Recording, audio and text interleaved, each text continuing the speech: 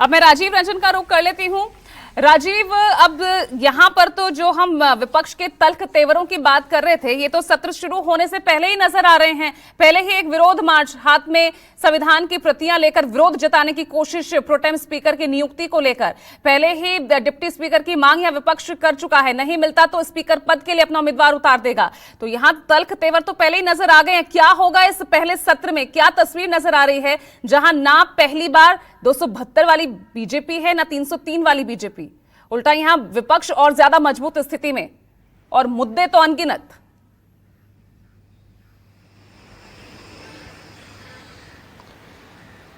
देखिए पूजा, जनता ने मैंडेट यही दिया है। 2024 का लोकसभा चुनाव का जो नतीजा है वो यही है कि किसी एक पार्टी को बहुमत नहीं, कोई एक पार्टी मनमानी नहीं कर सकती, उसको सहयोग और समन्वय के साथ चलना पड़ेगा। जहां तक एनडीए की बात है, उसके पास पूर्ण बहुमत है और एनडीए के जो साथी हैं नीतीश कुमार और चंद्रबाबू नायडू, वो शिवसेना और अकाली दल की तरह साथी नहीं है। शिवसेना चंद्रबाबू नायडू अभी 5 साल पहले का ही तेलंगाना का चुनाव जो है वो कांग्रेस के साथ गठबंधन में लड़ चुके हैं। और नीतीश कुमार कितनी बार अदला बदली किए हैं, कब इंडिया परिवार बनाने में गए थे, कब एनडीए, तो आप जानती है। और इन्हीं दो कंधों पर, इन्हीं दो बैसाखियों पर भारतीय जनता पार्टी की बिल्कुल चल हो जा शुरू। केसरिया से मन जोगी हुआ रे, दिल झूमे देखो पतवारा हुआ रे, दिल झूमे देखो पतवारा हुआ रे। हर पल मनाओ केसरी त्योहार। विमल, बोलो जुबान केसरी।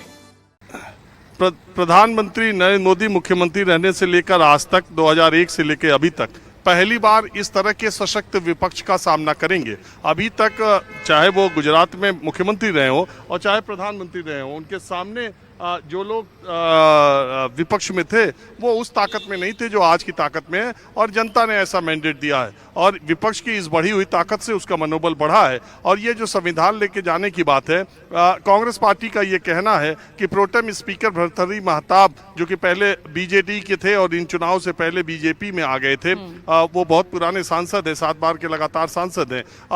विपक्ष का ये कहना है कि उनसे सीनियर सांसद हैं, उनको प्रोटेम स्पीकर बनाना चाहिए। और उसमें एक और चीज जोड़ दी कि वो दलित समुदाय से आते हैं, इसलिए बीजेपी ने उनको नहीं बनाया।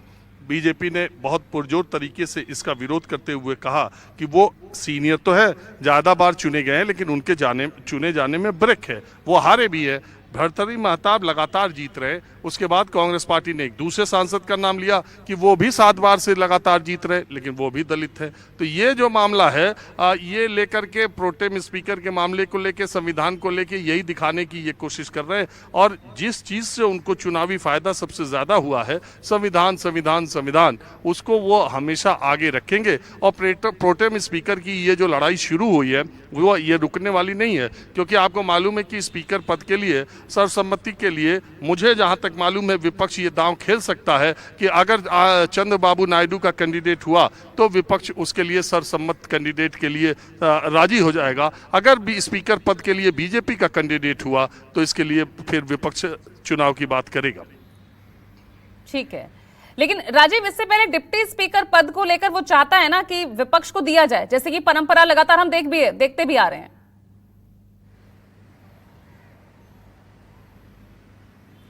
देखिए, सारा खेल जो है स्पीकर का है, स्पीकर पर सारा खेल है, स्पीकर पर सारा दारोमदार रहेगा। बाकी अभी तो देखिए, शपथ दिलाने के लिए जो विपक्ष के नेताओं के नाम दिए गए थे, उन्होंने अभी मना कर दिया कि हम नई चेयर पर बैठेंगे।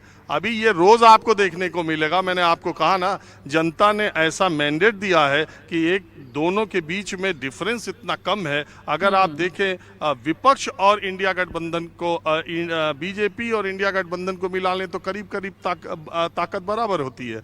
अगर चंद्रबाबू नायडू, नीतीश कुमार और एकनाथ शिंदे की पार्टी और रामविलास पासवान की एलजेपी, चिराग वाली, इनको मिलाने के बाद उनकी संख्या बढ़ती है। तो ये ऐसी संख्या नहीं है कि जिसके आधार पर सत्ता पक्ष और विपक्ष में हंगामेदार या एक तरफा बात हो। ये टक्कर हमेशा होती रहेगी। बराबर बराबर की स्ट्रेंथ एक झटके में आपको संसद लोकसभा में बराबर की स्ट्रेंथ विपक्ष और सत्ता पक्ष की बेंच में देखने को मिलेगी। तो यह तकरार अब से लेके इस पूरे कार्यकाल में चलती रहेगी। ठीक है, तो चलिए आपके इसी एंडिंग नोट के साथ मैं चर्चा की शुरुआत कर रही हूँ।